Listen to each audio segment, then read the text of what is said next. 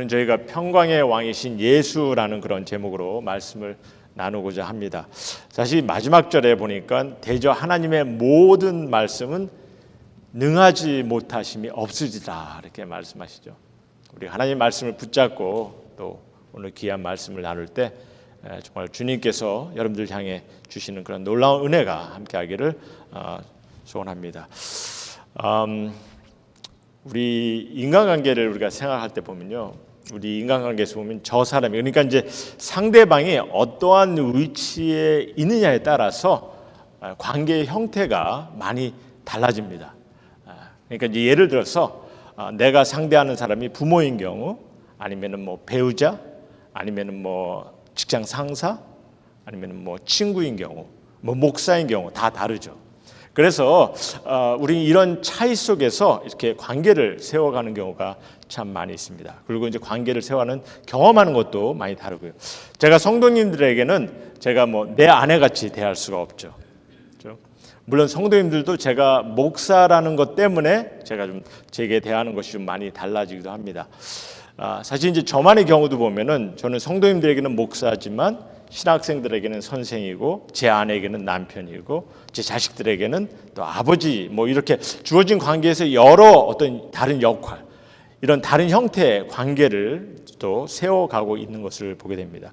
그러다 보니까 우리 이런 관계 속에 보면은 그런 관계가 어떠한 관계가 주어지냐에 따라서 신뢰하는 것, 뭐 사랑하는 것, 존중하는 것, 뭐 관계를 세우는 것, 서로 이렇게 뭐 이렇게 대하는 태도, 이런 것까지도 차이를 두는 것을 보게 됐죠. 근데 이게 모든 피조물들이 똑같이 경험을 하는 것 같아요. 보니까 예를 들어서 저희 집에 이제 강아지 한 마리가 있습니다. 이놈도 사실 보면은 이 사람을 대하는 것에 이게 격을 두더라고요. 보니까. 그래서 여러분들 강아지를 키워보셔서 아실 거예요. 근데 이제 스트레인저를 보면은 이제 막 짖기도 하고 경각심을 갖기도 하죠. 하지만 이제 제 딸이나 제 아내에게는 그냥 뭐 막 그냥 살랑살랑 잘 합니다. 근데 이제 일단 저는 이제 저에게는 좀 강아지가 좀 저를 좀 이렇게 좀 힘들어하는 것 같아요. 왜냐면 이제 제가 강아지한테 이제 싫어하는 거, 이제 강아지가 예를 들어서 뭐 가끔 막 씻는 걸 제가 한다든지, 아니면 이제 좀 엄하게 하는 게 필요할 때 제가 이제 도맡아서 그런 걸 다 하거든요. 그러다 보니까 이제 여럿이 있을 때는 이제 저한테는 오진 않습니다, 강아지가. 근데 이제 저랑 단둘이 있을 때는 이제 저한테 막 달라붙죠, 막. 그러면서도 뭐 이상한 기운을 느끼면은 이제 강아지가 눈치가 빠르지 않습니까? 그러면은 막 이렇게 눈치를 보다가 막 피하고 도망도 가고 뭐 그래요. 근데 우리도 마찬가지죠. 내가 상대하는 이가 어떠한 위치에 있는지에 따라서 우리도 보면은 많은 것이 달라지는 거죠. 나의 배우자, 또 뭐 때로는 이제 막대할 수도 있고, 아니면은 뭐 살갑게 대할 수도 있고, 이제 그동안 어떠한 관계를 유지하고 있었는지에 따라서 달라지기도 합니다. 뭐 목사다, 장로다, 이것도 그동안 어떠한 관계를 경험했는지에 따라서 많이 달라지고 있다는 거죠. 힘들 수도 있고, 뭐 편할 수도 있고, 만약에 대통령이다, 그럼 막 엄청 막 이제 쪼그라들겠죠. 아니면은 막 그냥 뭐 두렵기도 하고, 뭐 영광스럽기도 하고. 근데 그 대통령이 나의 아버지다, 그러면 또 이건 얘기는 달라지는 거죠. 그렇다면 내가 상대하는 이가 신적 존재 하나님이다, 그럼 이건 또 다른 상황입니다. 근데 무슨 말인지 아시겠죠? 내가 상대하는 이가, 내가 관계를 맺어야 하는 이가 어떤 존재인지에 따라서 우리가 관계를 세워가는 것에 큰 차이가 있다는 겁니다. 그럼 구약에서 여러분들 이스라엘 백성들에게 저들에게서 하나님은 어떤 존재였습니까? 창조자, 권능의 하나님이었어요. 근데 저들에게 하나님은요, 근데 아버지 같은 존재는 아니었습니다, 구약에서. 그런데 예수님께서 이 땅에 오셔서 우리와 하나님과의 관계를 새롭게 하시기를 예수님은 원하셨어요. 물론 이는 애초부터 하나님께서 뜻을 주신 것입니다. 하지만 이제 타락한 인간이 이것을 하나님의 뜻하심을 놓친 거고, 그래서 예수님께서 이 땅에 오시면서 사실 제일 먼저 하신 것이 이제 우리에게 있어서 하나님은 아버지 같은 그런 존재임을, 그런 분이심을 인식할 수 있도록 가르치시기 시작하신 거죠. 근데 물론 이제 믿는 이들이 이를 인식하는 것이 아직까지도 보면은 이렇게 예수님께서 가르치셨지만 이거를 쉽게 받아들이지 못하는 경우도 많이 있습니다. 물론 믿는 이들이 이를 인식하는 거 근데 저는 사실 이 성도님들이 이를 인식하는 것이 너무나 귀하다고 봐요. 특별히 하나님과의 관계, 이런 관계를 우리가 바로 인식하는 것이 너무나 귀합니다. 왜냐하면 이게 제대로 되지 못한다면은 내가 믿는 하나님 어떠한 하나님인지, 하나님께서 얼마나 나를 사랑하시고 내게 얼마나 놀라운 은혜를 베푸셨는지 이런 것도 정확하게 우리가 인식하지 못하는 거죠. 이런 올바른 관계의식이 너무나 중요하다는 겁니다. 그래서 사실 오늘 말씀을 통해서도 보면은 이게 너무나 중요하고 귀하기 때문에 하나님께서 직접 천사를 통해서 보내셨을 때 이런 관계를 바로 인식하기를 바라시면서, 그러니까 예수님을 이 땅에 보내시면서 이런 관계에 대한 바른 인식을 위해서 가르쳐 주시는 것을 우리는 보게 됩니다. 그래서 오늘 본문에 보면은 천사 가브리엘이 하나님의 보내심을 받들어서 이제 처녀 마리아에게 이제 기쁜 소식을 전하는데, 제가 읽은 구절이 좀 길긴 하지만 이 부분에서 특별히 31절에서 33절까지만 좀 보기로 하겠습니다. 31절에서 33절 보시면은 내가 잉태하여 아들을 낳으리니 그 이름을 예수라 하라. 그가 큰 자가 되고 지극히 높으신 이의 아들이라 일컬을 질 것이요 주 하나님께서 그 조상 다윗의 왕위를 그에게 주시니 영원히 야곱의 집의 왕으로 다스리실 것이며 그 나라가 무궁하리라. 이렇게 적고 있어요.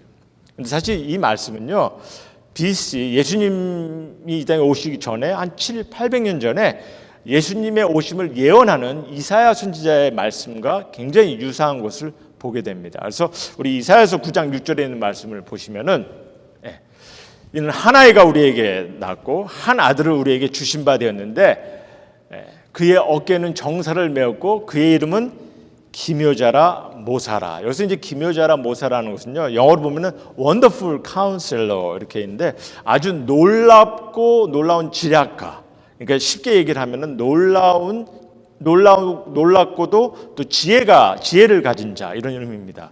그리고는 이제 또 말씀하시기를 전능하신 하나님이라 하시죠. 이 땅에 오실 예수 그리스도께서 하나님이시라. 그리고 영존하신 아버지라. 그리고 마지막으로 평강의 왕이라. 평강의 왕 하면 평화의 왕, 이런 의미입니다. 평화의 왕이라 할 것임이라. 이렇게 주셨다는 거예요. 여러분, 이런 말씀을 들으시면 어떻게 생각하십니까? 우리는 성경 말씀을 이게 하나님의 말씀으로 들어야 하는데 정말 이게 소망을 주는 말씀입니까? 아니면 이게 좀 이해가 안 되는 말씀입니까? 제가 왜 이런 질문을 드리냐면요, 저는 하나님의 말씀이 그냥 아무 의미 없이 우리에게 주신 말씀이라 보질 않습니다. 그냥 추상적인 말만 이렇게 던지신 것도 아닌 거죠.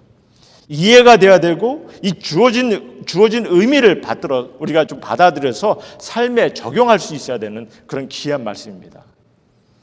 그렇지 않으면 사실 이 성경에 아무 의미가 없어요. 근데 본문을 보면은 우리에게 무슨 약속을 주십니까? 하나님께서 하나님의 아들 예수님께서, 오늘 말씀은요 보면은 하나님께서 천사를 통해 보내주신데 예수님께서 한마디로 세상의 통치자, 평화의 왕, 영원한 왕이 될 것이라 이렇게 말씀하고 계시잖아요. 근데 문제는 언제 예수님께서 그를 이루셨냐는 거죠. 우리가 아는 것은 예수님께서 이 땅에 오셔서 정말 아무 힘 없이 십자가에 죽음을 당하셨습니다. 물론 3일 만에 부활을 하셨지만, 그러니까 분명 우리에게 주신 약속, 말씀을 보시면 아시겠지만 그가 세상의 통치자, 평화의 왕이 될 것이라 이렇게 말씀하셨는데, 그런데 왕이 올 수 있는 그런 기회조차 없으셨어요. 예수님은. 물론 한때는 제자들도 예수님께서 어떤 왕권을 잡으실 거라 예상하고 그렇게 예수님을 따르기도 하였죠. 하지만 예수님은 저들이 목격한 것은 예수님의 처절한 십자가의 죽음이었습니다. 마리아 또한 예수님의 십자가의 죽음을 목격하고 맙니다. 그러니 언제 예수님께서 정말 하나님께서 천사를 통해 주신 영원한 야곱의 집의 왕으로 다스릴 것이라 이렇게 말씀하셨는데, 그 나라가 무궁하리라 하셨는데, 이런 말씀이 언제 이를 이루셨냐는 거죠. 여러분, 이것을 어떻게 이해를 하시냐는 겁니다. 이해할 수 없는 약속으로? 아니면 알 수 없는 약속입니까? 제가 좀 간단하게 좀 설명을 하겠습니다. 여러분들, 하나님께서는요, 인간을 만드시고 그 이후 인간이 이제 타락을 하고 또 결국 인간이 죽음과 심판에 이르는 것을 우리는 성경을 통해서 보게 돼요. 그럼 하나님께서 뭐 이런 시작과 끝을 위해서 우리를 창조하신 것입니까? 아니죠. 우리를 창조하신 것은요, 하나님께서 창조자와 피조물의 아름다운 관계를 이루기 위해서 하나님께서 창조하신 거예요. 우리의 관계를 봐도 보면은 부모와 자식 간의 아름다운 관계가 이루어지듯이 하나님께서는 하나님과 창조자와 피조물의 관계를 이루기 위해서 하나님께서 창조를 하신 거죠. 그런데 이 관계를 인간이 깨뜨려 버렸어요. 그러면은 하나님께서 실패하신 것입니까? 아니죠. 하나님께서는 더 크신 그런 뜻을 두셨어요. 그리고 이를 위해서 우리에게 주신 것은 뭐냐면, 우리가 일생을 살아가면서 과연 하나님의 뜻을 무엇인지를 이를 깨닫기를 하나님께서 그 깨달을 수 있는 기회를 주님께서 허락하셨다는 겁니다. 그래서 영생에 들어가게 되면서 우리가 하나님의 사랑을 깨닫고 영원한 관계 속에 들어갈 수 있도록 하나님께서 이를 뜻하신 거죠. 이 말은 사실 지금 우리가 이 현실을 사는 우리에게는 이게 어떻게 보면 굉장히 좀 추상적인 그런 얘기가 될 수가 있는데, 근데 이제 그래서 좀 모두가 좀 아셔야 되는 것이, 궁극적으로 하나님께서 무엇을 약속하시냐면요, 물론 우리 인간을 위해서 하나님께서 사랑을 베푸시고 은혜를 베푸시면서 구원을 경험케 하셨지만은 마지막으로 심판 후에 하나님께서 정말 우리를 위해서 약속하신 것이 뭡니까? 이 땅에 새 하늘과 새 땅을 이루시겠다, 이렇게 말씀하십니다. 그리고 구원받는 우리가 이제 새로운 육을 가지고, 뭐 썩어가지는 육이 아니라 새로운 육을 가지고 부활해서 영생의 삶을 살게 하시는 것이 하나님의 귀한 뜻인 거죠. 얼마나 이게 놀라운지 모르죠. 적어도 우리 신앙인들은요, 이에 대한 소망을 갖고 계셔야 됩니다. 이게 없으면요, 사실 신앙에 아무 의미가 없어요.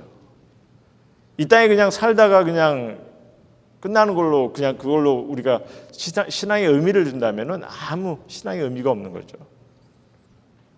하나님께서는 더 놀라운 그런 뜻을 주시고 우리를 인도하고 계신 거죠. 그렇다면 이제 영생의 삶을 좀 생각해 보겠는데, 그 영원한 삶이 그럼 어떠한 것인지 지금, 근데 사실 우리가 그걸 우리 능력으로는 사실 상상할 수도 우리가 알 수도 없는 거죠. 더러는 그냥 영원한 그런 삶이 마냥 영원히 그냥 마냥 산다는 것이 뭐 지루한 삶이 아니겠느냐, 뭐 이렇게 생각하는 데 있는데, 그거는 굉장히 어리석은 질문입니다. 우리가 아직 그걸 모르기 때문에. 저도 알 수 없고 아무도 사실 전혀 감을 잡을 수 없는 그런 영생의 삶입니다. 하지만 그래도 좀 이렇게 한번 좀 생각해 보면 좋을 것 같아요.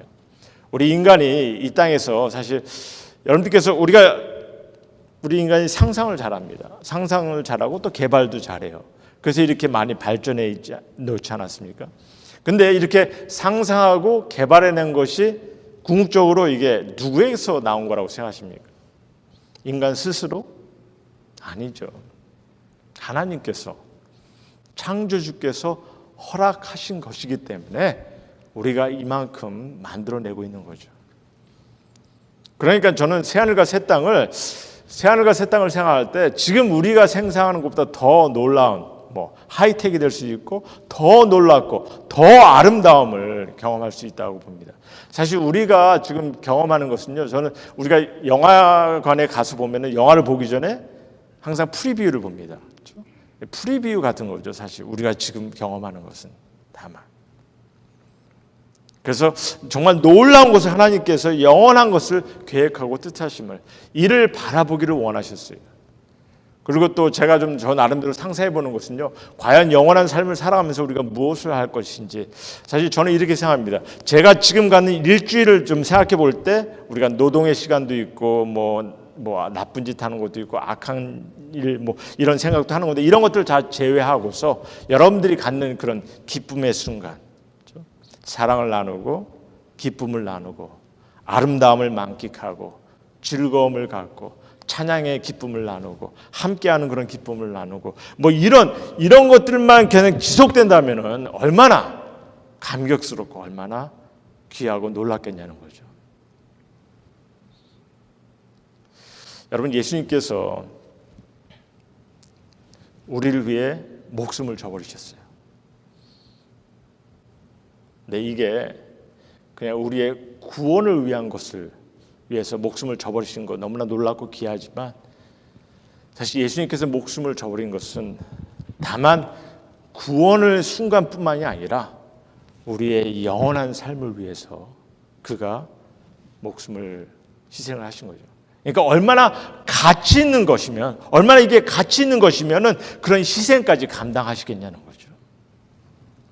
그래서 어쨌든 이런 새로운 삶이 주어지는데 그곳에 누가 다스리느냐?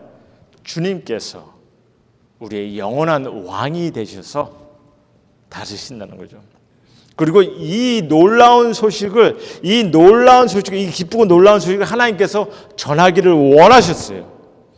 그래서 여러분과 제가 이 말씀을 통해 하나님을 또한 바라볼 수 있도록, 그래서 궁극적으로 하나님께서는요, 예수님의 탄생을 통해서 우리에게 이 땅에 예수님을 이 땅에 보내시면서 우리 모두에게 정말 귀하고 놀라운 기쁨의 소식을 알기를 원하셨는데, 크게 두 가지입니다. 하나는 뭐냐면 저희가 좀 계속 볼 것인데, 인간의 구원을 이루실 구세주가 오셨다는 것이고, 또 하나는 뭐냐면은 저희가 오늘 보고 있는 영원한 왕이 되실 주님이 오셨다는 겁니다. 그리고 이 두 개의 기쁜 소식을 우리가 같이 보게 되면요, 성경 우리에게 이런 메시지를 주고 있는 거죠. 여러분들이 우리가 구원을 받는 순간부터 영원까지 모든 것을 주님께서 지키시고 인도하시고 그가 왕이 되셔서 책임져 주시고 그가 우리를 보호하고 계신다는 거죠. 그러니 이러한 약속을 우리가 얼마나 귀한지 모릅니다. 그렇지만 이거를 또 현실적인 그런 삶에서 실제적으로 우리가 어떻게 생각해 볼 수 있는지, 좀 특별히 우리가 성탄을 보내게 되면서 좀 더 도전이 되는 그런 말씀을 좀 생각해 보고 제가 말씀을 정리하고자 합니다. 이 두 가지의 놀라운 소식을 하나님께서 이 성탄을 기해서 우리에게 들려주셨는데, 또한 만인에게 이걸 들려주시기 원하십니다. 그래서 사실 첫 번째 우리가 좀 생각해야 될 것이 뭐냐, 하나님의 마음을 생각하면서 우리도 이 기쁜 소식을 좀 나눌 수 있는 그런 우리 신앙이 돼야 되는 것 같아요. 그럼 어떻게 구체적으로 우리가 어떻게 나누겠습니까? 크리스마스 때면은 사실 크리스마스는 이제 나눔의 시즌입니다. 그렇죠? 나눔의 시즌. 그러니까 이제 나눔을 통해서 이제 기쁜 소식을 전하는 거죠. 그럼 그냥 뭐 막연히 그냥 이렇게 그냥 나누지 마시고, 이 기쁜 소식을 좀 나누겠다는 그런 의지를 가지고 때로는 나누셔야 됩니다. 왜냐하면 제가 요즘 메리 크리스마스지만은 메리 크리스마스라는 말이 점점 사라지고 있어요. 요즘은 그냥 해피 할러데이 이렇게. 그렇죠? 세상은요 이렇게 정말 이 성탄의 의미를 바꾸려고 합니다. 하나님께서는 우리에게 정말 이 기쁜 소식을 믿는 이로써 세상에 알리기를 원하시는데, 이 세상은 자꾸 이것을 막고 있는 거죠. 왜 그렇습니까? 왜냐하면 아직까지 이 공중의 권세를 잡은 마귀 권세가 이런 일을 좀 관여해서 계속해서 우리를 방해하는 거죠. 그러니까 우리 믿는 이들은 더 기쁜 소식을 좀 나눌 수 있도록 해야 됩니다. 그래서 나눌 수 있는 기회가 있다면은 우리가 뭐 가족들과 이렇게 선물을 주고받는 것도 좋지만, 만일 주위에 아직 주님을 모르는 이들이 있다면은 그들에게 정말 사랑을 나눌 수 있는 뭐 선물이도 좋고, 뭔가를 나눌 수 있는 그런 기회를 통해서 이 구원의 약속, 내일의 소망의 약속을 우리가 나눌 수 있는 그런 기회를 우리 성도님께서 좀 가졌으면 합니다. 또 한 가지, 우리가 주님께서 이 땅에 오심으로 구원을 이루셨을 뿐만 아니라, 제가 또 하나의 놀라운 소식은 영원한 왕이 되시기 위해서 오셨다고 하였어요. 그가 새 하늘과 새 땅의 영원한 왕이 되기 위해서 오셨음을 말씀드렸는데, 사실 우리 믿는 이들에게 있어서는요, 사실 주님께서는 이미 우리의 왕이 되셨습니다. 좀 이거를 우리가 좀 실제적으로 좀 생각을 해야 되는 것 같아요. 예수님께서는 이미 우리 믿는 이들의 왕이십니다. 우리들의 평강의 왕이 되셨다는 것입니다. 그런데 특별히 평강의 왕이라 하시는데 평강의 왕이 되셨어요. 여러분들 이제 평강이라는 것이 어떤 의미인지, 제가 화평케 하는 자는 복이 있나니 하면서 이 화평에 대해서 좀 제가 설명을 했습니다. 그러니까 평강의 왕, 평화의 왕이라면요 어떤 의미인지 아실 거예요. 하나님과 인간과의 관계를 이루시기 위해서 오신 분이시고, 또 우리 안에 평화를 주도하시는 그런 왕으로 지금 우리 가운데 함께 하신다는 거죠. 그러니까 우리 신앙인들은요, 이 왕 대신 주님과 관계를 어떻게 우리가 맺고 계신지 좀 나름대로 좀 스스로 점검을 하셔야 됩니다. 예수님 이제 우리에게 구세주 메시아일 뿐만 아니라 오늘 말씀처럼 전능하신 하나님이시고 또 영존하신 아버지가 되십니다. 또 뿐만 아니라 우리 한 가지 더 기억을 해야 되는 것은 예수님 우리의 평화의 왕까지 되신 분이시라는 거예요. 평화의 왕이십니다. 그래서 이 시간에 좀 제가 두 가지를 좀 부탁드리고자 하는데요. 그가 평화의 왕이시기 때문에 우리는 왕 대신 주님의 자녀답게 담대히 사셔야 돼요. 왕의 자녀예요. 우리는. 우리 에베소서 5장 1절 잠깐 보시면은 에베소서 5장 1절 보시면 그러므로 사랑을 받는 자녀같이 너희는 하나님을 본받는 자가 되고 하나님의 사랑받는 자녀라는 게 왕의 사랑을 받는 자녀입니다. 그래서 하나님을 본받는 자가 되라 이렇게 말씀하십니다. 그리고 이제 심지어 베드로전서 2장 9절의 말씀 보시면은 그러나 너희는 택하신 족속이요 왕 같은 제사장들이요 거룩한 나라요 그의 소유가 된 백성이니 이는 너희를 어두운 데서 불러내어 그의 기이한 빛에 들어가게 하신 이의 아름다운 덕을 선포하게 하려 하심이라 이렇게 말씀하세요. 우리가 이제 하나님의 자녀라는 겁니다. 택함을 받은 자요 왕의 제사장들이라는 게 이게 말입니까? 그러니까 이제 이게 무슨 말이냐면은 우리가 왕자 같은이라는 거죠. 왕자. 하나님의 왕의 자녀입니다. 왕자. 여러분들 공주병이라는 게 뭔지 아시죠? 공주병. 공주병이 공주가 아닌 사람이 공주라고 이렇게 하면 그게 공주병입니다. 그렇죠? 여기 계신 분은 공주병은 없으신 것 같은데. 근데 하지만 여러분은 공주라고 해도 돼요. 진짜 왕자예요. 공주. 왜? 하나님께서 예수님께서 우리의 평화의 왕이시기 때문에 그리고 우리는 그의 자녀이기 때문에 여러분은 왕자예요. 공주예요. 그러니까 사실 공주답게 왕자답게 좀 담대하게 살아가는 그런 신앙인의 모습을 가져야 된다는 거죠. 그러니까 우리가 사회생활 할 때도 보면은 우리가 남을 존중하는 것도 좋은데 너무 비굴하지 마셔야 됩니다. 우리가 이렇게 누군가 악수를 할 때 사실 좀 담대하게 좀 하셔야 돼요. 왜? 지금 저 사람이 누구랑 악수하는 겁니까? 대답이 없어요. 왜? 누구랑 악수하는 겁니까? 왕자, 공주랑 악수하는 거잖아요. 그 사람들에게 영광이지. 좀 담대하게 우리가 신앙의 모습을 사셔야 되는 거죠. 그럼 왕의 자녀같이 사는 것은 사는 그것의 목적은 뭡니까? 오늘 베드로전서 보니까 그런 얘기합니다. 그것은 여러분을 어둠에서 불러내어 그 놀라운 빛 가운데로 인도하신 분의 업적을 여러분이 선포하게 하려 함이라 이렇게 말씀하세요. 그래서 우리가 이제 물론 말로 선포하는 것도 중요하지만 삶에 우리가 향기를 품어내면서 선포할 수 있는 자가 되야 하는 거죠. 근데 어둠에 살다가 지금 예수님을 만나 빛 가운데 산 우리들이기 때문에 이 기쁨을 선포하려고 합니다. 어떻게 그러셨습니까, 여러분들? 어떻게 그러신 분이십니까? 모태신앙을 갖다 보면은 내가 어둠에 있었나 아마 잘 모르시는 분도 많이 있을 거예요. 근데 어느 순간 우리가 죄인이었음을 깨달으셨다면은 분명 어둠에 있다가 빛으로 온 것을 아마 여러분들 인식하셨을 거예요. 어쨌든 그래서 우리가 이를 깨닫는 자로서 우리가 이를 선포해야 되는데 선포하라고 하시는데 그래서 주의 자녀로서 좀 담대하게 우리가 주님의 향기를 품어내며 삶에서 이런 모습으로 주님의 놀라운 능력을 우리가 선포할 수 있는 자가 되어야 되는 거죠.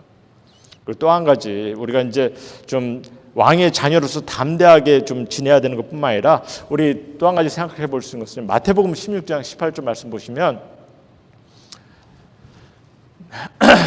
베드로에게 이런 말씀하십니다. 이 반석 위에 내 교회를 세우리니 주님의 교회입니다. 그렇죠? 왕의 교회예요. 왕의 주님 왕 대신 주님의 교회를 세우리니 음부의 권세가 이기지 못하리라. 왜 음부의 권세가 이기지 못합니까?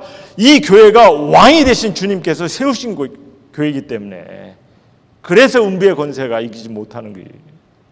지금 왕 되신 주님께서 세우신 교회입니다. 평화의 왕 되신 예수님께서 함께 하시고 예수님께서 다스리는 그런 교회라는 거죠. 그러니까 왕의 뜻에 따라서 우리가 해야 될 것이 사실 어떻게 보면 많아요. 이 교회에서는. 우리가 왜 이렇게 교회에다가 이렇게 아름다운 것들을 이렇게 진열합니까? 포인세라를 진열하고 왕 앞에 드리는 예배입니다. 그래서 우리가 물론 우리의 마음이 중요한 거죠. 하나님께 우리의 마음이 어떠한 마음으로 왕 되신 주님께 어떠한 마음으로 우리가 오는 것이 중요하지만 그러나 나름대로 그 마음을 드리기 위해서 이렇게 또한 귀한 것들을 진열하고 예배 드린 거 아닙니까? 일단 왕의 뜻을 계속 우리가 따라야 되고 또한 교회를 통해서 주님의 뜻을 따라야 되는데 아직 뭘 해야 될지 모르겠다 하시면 찾으셔야 돼요. 우리가 이제 신하가 된 사람이 백성이 된 사람이 나 그런 건 몰라. 나 안 따를래. 나 좀 건드리지 마. 뭐 이렇게 할 수 있습니까? 왕의 신하가 됐다면은 왕의 백성이 됐다면은 그렇게 말할 수가 없는 거죠. 그렇다고 목사에게 뭐 순종하라는 것은 아닙니다. 저는 사실 왕이 될 수가 없고 저 또한 같은 종이죠. 신하죠.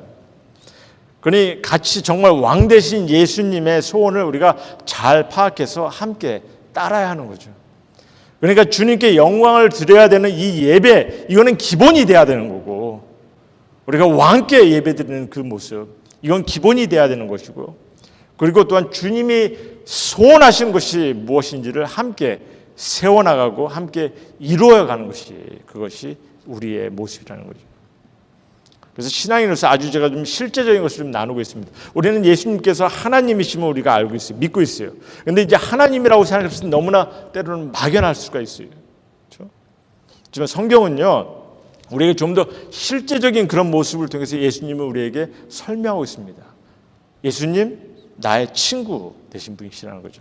그러니까 우리는 그와 동행하는 삶을 살아야 되는 거고 또 주님의 교회의 신랑 되신 분이라 하십니다. 그렇기 때문에 우리가 예수님을 향해서 내가 사랑을 드려야 되는 거고 신랑 되신 분에게 그리고 무엇보다도 또 예수님은요 우리에게 평화의 왕이 되시는 분이시라 이렇게 얘기를 하세요. 그러니 그가 우리 안에 화평케 되기를 바라시며 주시는 주님의 뜻이 있고 계명이 있습니다. 그러니까 왕 되신 분께서 우리에게 주신 그 계명과 가르침을 우리가 따라야 되는 것이 우리들의 소신이고 우리들의 마음이 되어야 되는 거죠. 함께 따르셔야 합니다. 주님의 교회를 함께 세워나가면서 나 신하 안 할래. 나 다만 그냥 친구만 되고 싶어. 뭐 신랑이니까 신부만 되고 싶어. 뭐 주님 자녀만 되고 싶어. 뭐 그런 관계를 유지하고 싶으면 할 수는 있어요. 하지만 우린 주님이 소원하시는 올바른 관계를 세워나가기 위해서는요 주님께서 어떠한 분이심을 우리에게 말씀을 통해서 말씀해 주셨기 때문에 이를 인식하면서 그 관계를 바로 세워나갈 필요가 있다는 거죠. 여러분이 주님과 같이 동행할 때 친구와 같은 마음으로 동행하시겠지만 그러나 주님 앞에 나와서 주님 앞에 정말 이 교회를 섬기고 주님의 교회 안에서 함께 예배드리는 이 순간은 왕 되신 예수님께 우리가 함께 나오는 그 순간이라는 것을 기억하시고 그 관계를 우리가 이루어 나가야 되는 거죠.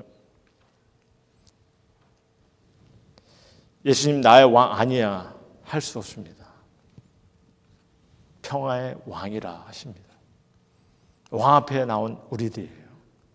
이를 기억하시며 주 앞에 예배드리는 그런 귀한 정말 주님의 뜻을 따르는 그런 우리 귀한 성도님 되기를 원하십니다. 제가 마지막으로 한 가지 좀 보여드릴 게 있는데요. 잠깐 이걸 보시고 좀 말씀을 좀 마치겠습니다. 요즘 인터넷에서 잠깐 뜨는 거를 잠깐 보여드리겠는데 영상을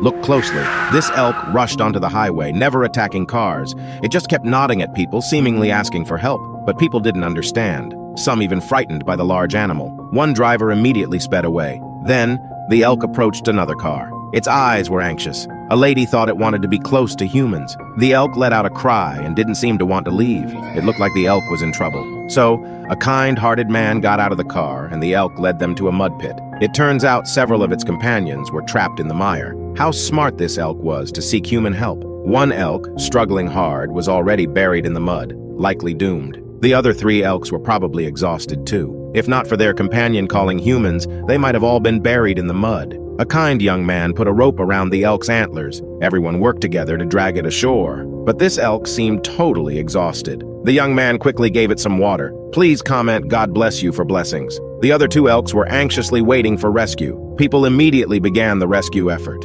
Dragging in the mud was easier, but this adult elk weighed several hundred pounds. It took a lot of strength to drag it ashore.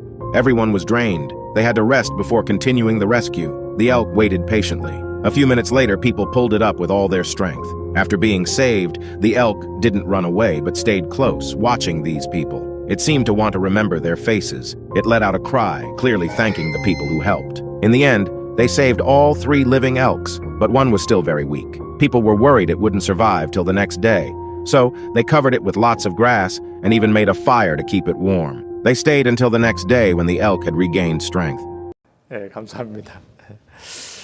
제가 이를 보여드린 게 뭐냐면은 하나님은 우리를 창조하셨을 때 우리 인간을 모든 만물을 다스리는 모든 만물을 다스릴 수 있는 그런 권한을 하나님께서 우리 인간에게 주셨습니다. 그러니까 동물도 보면은 저들도 정말 도움이 절실히 필요할 때 이게 인간을 의지하는 그런 부분들이 있는 것을 보게 되는 거죠. 인간을 의지할 수밖에 없다는 거예요, 저들도. 그게 하나님의 창조입니다. 그리고 이는 우리에게 어떠한 도전을 주냐면요. 결국 우리 인간 또한 우리는 완전할 수가 없어요. 우린 반드시 하나님의 은혜가 필요합니다. 여러분이 이를 보지 못하면 우린 결국 멸망에서 죄의 형벌에서 심판에서 벗어날 수가 없어요. 그러니 왕 되신 주님께서 지금 이 땅에 오셔서 여러분과 제게 정말 놀라운 하나님의 은혜를 경험케 하시고 베푸셨어요. 나의 왕이십니다. 나의 구세주이십니다. 이를 놓치지 않으시고 무시하지 마시고 정말 감격스럽게 주님과의 그런 깊은 관계를 경험하시는 그런 우리 임마누엘교회 성도 모두가 되기를 주님의 이름으로 소원합니다. 나의 친구시자 나의 신랑 되신 주님, 나의 아버지 되신 하나님 뿐만 아니라 나의 왕 되신 주님, 우리 왕 되신 주님께 정말 그가 원하시는 그런 마음을 온전히 들을 수 있는 그런 모두가 되기를 다시 한번 주님의 이름으로 소원합니다. 같이 이 시간에 함께 기도하시겠습니다.